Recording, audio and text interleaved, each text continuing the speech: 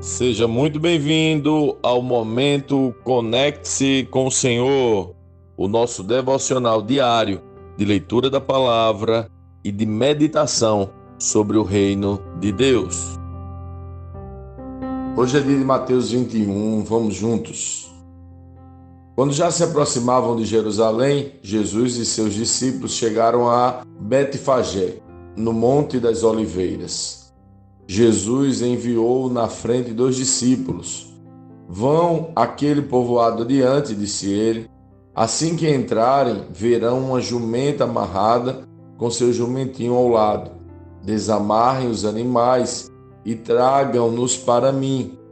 Se alguém lhes perguntar o que estão fazendo, digam apenas: o Senhor precisa deles.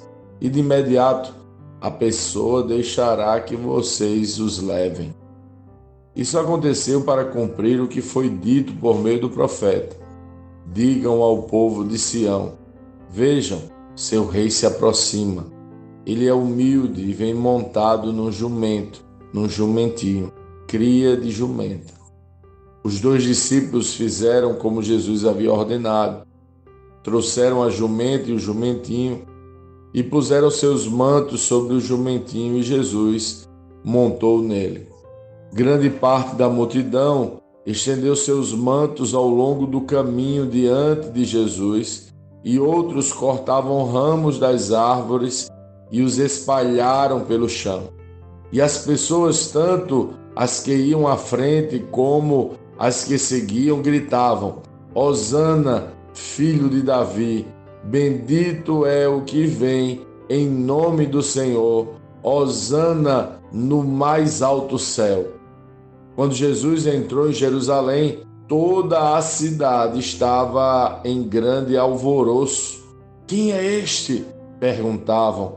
A multidão respondia: é Jesus, o profeta de Nazaré, da Galileia. Então Jesus entrou no templo e começou a expulsar todos os que ali estavam comprando e vendendo animais para os sacrifícios.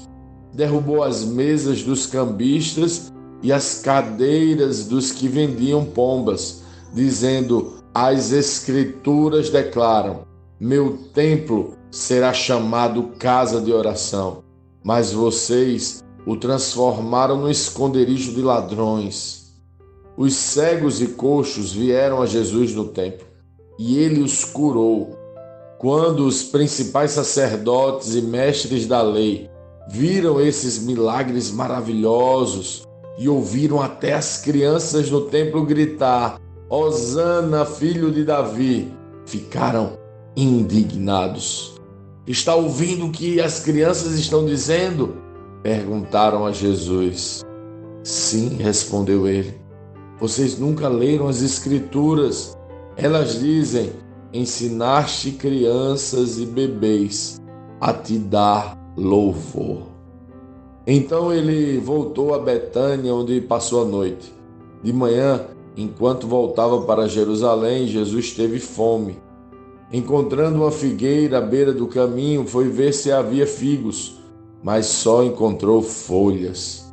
Então disse à figueira: nunca mais dê frutos.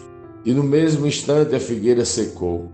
Quando os discípulos viram isso, ficaram admirados e perguntaram: como a figueira secou tão depressa?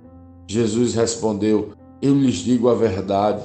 Se vocês tiverem fé e não duvidarem, poderão fazer o mesmo que fiz com esta figueira, e muito mais. Poderão até dizer a este monte: levante-se e atire-se no mar, e isso acontecerá. Se crerem, receberão qualquer coisa que pedirem em oração. Quando Jesus voltou ao templo e começou a ensinar, os principais sacerdotes e líderes do povo vieram até ele e perguntaram: com que autoridade você faz essas coisas? Quem lhes deu esse direito? Jesus respondeu: eu lhes direi com que autoridade faço essas coisas, se vocês responderem a uma pergunta. A autoridade de João para batizar vinha do céu ou era apenas humana? Eles discutiram a questão entre si. Se dissermos que vinha do céu, ele perguntará por que não cremos em João. Mas se dissermos que era apenas humana, seremos atacados pela multidão, pois todos pensam que João era profeta. Por fim, responderam a Jesus: não sabemos.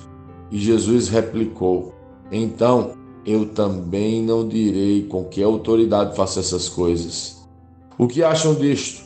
Um homem que tinha 2 filhos disse ao mais velho: filho, vá trabalhar no vinhedo hoje. O filho respondeu: não vou, mas depois mudou de ideia e foi. Então o pai disse ao outro filho: vá você. E ele respondeu: sim, senhor, eu vou, mas não foi. Qual dos 2 obedeceu ao pai? Eles responderam: o primeiro. Então Jesus explicou: eu lhes digo a verdade, cobradores de impostos e prostitutas entrarão no reino de Deus antes de vocês. Pois João veio e mostrou o caminho da justiça, mas vocês não creram nele, enquanto cobradores de impostos e prostitutas creram. E mesmo depois de verem isso, vocês se recusaram a mudar de ideia e crer nele. Agora ouçam outra parábola. O dono de uma propriedade plantou um vinhedo, construiu uma cerca ao redor, um tanque de prensar e uma torre para guardar. Depois, arrendou o vinhedo a alguns lavradores e partiu para um lugar distante. No tempo da colheita da uva, enviou seus servos a fim de receber sua parte da colheita. Os lavradores agarraram os servos, espancaram um deles, mataram outro e apedrejaram o terceiro. Então o dono da propriedade enviou um grupo maior de servos para receber a parte dele, mas o resultado foi o mesmo. Por fim, o dono enviou seu filho, pois pensou: certamente respeitarão meu filho. No entanto, quando os lavradores viram o filho, disseram uns aos outros: aí vem o herdeiro da propriedade, vamos matá-lo e tomar posse dessa terra. Então o agarraram, o arrastaram para fora do vinhedo e o mataram. Quando o dono da terra voltar, o que vocês acham que ele fará com aqueles lavradores? Perguntou Jesus. Os líderes religiosos responderam: ele os matará cruelmente e arrendará o vinhedo para outros. Eles darão sua parte depois de cada colheita. Então Jesus disse: vocês nunca leram nas Escrituras?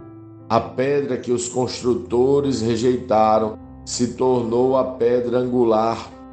Isso é a obra do Senhor e é maravilhosa de ver. Eu lhes digo que o reino de Deus lhes será tirado e entregue a um povo que produzirá os devidos frutos. Quem tropeçar nesta pedra será despedaçado, e aquele sobre quem ela cair será reduzido a pó.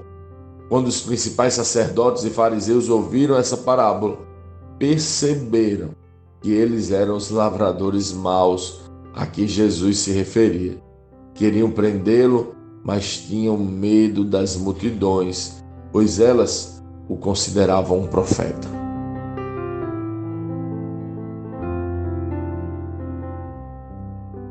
Lendo este capítulo de hoje, nós precisamos responder: como Cristo lê esse texto? O que aprendemos nele? E que aplicações práticas esse texto deve trazer para as nossas vidas?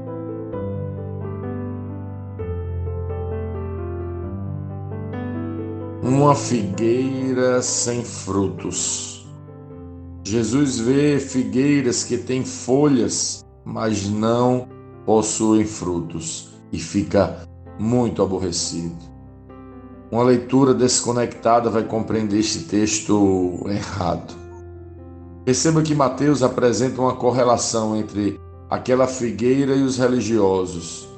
Jesus conta 2 parábolas que denunciam a essência dos religiosos: figueiras sem frutos. Eles têm muitas folhas, parecem ser uma planta saudável, mas na verdade não possuem frutos.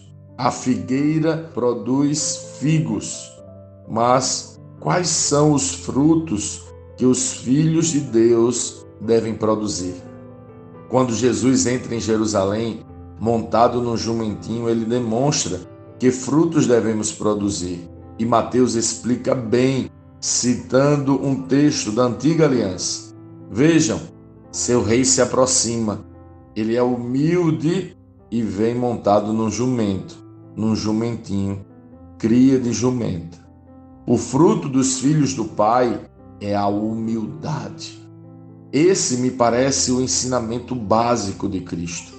Enquanto os homens querem se vestir de Deus, nosso Deus se vestiu de homem. Os reis desta terra são orgulhosos e vaidosos, mas Jesus é humilde. Se ele, que é Deus, se humilhou assim, quanto mais devemos fazer nós? Jesus advertiu os religiosos: vocês são como uma figueira sem frutos. Possuem folhas e aparência, mas não há frutos em vocês. Isso é muito impactante. Eu lhes digo que o reino de Deus lhes será tirado e entregue a um povo que produzirá os devidos frutos. Jesus fala para eles que cobradores de impostos e prostitutas entrarão no reino porque produziram frutos, mas os religiosos serão arrancados. Isso é muito forte. Neste capítulo, Jesus diz: se crerem, receberão qualquer coisa que pedirem em oração. Muitos vão usar esse versículo de forma isolada para pedir casas e carros. Mas me fala uma coisa: o que alguém que lê esse texto pede? Eu penso que não há outro pedido possível senão: arranque, Espírito Santo, toda soberba e orgulho do meu coração. Lança esse terrível monte no mar e me dá um coração humilde. Nos faz ser uma figueira que produz os devidos frutos.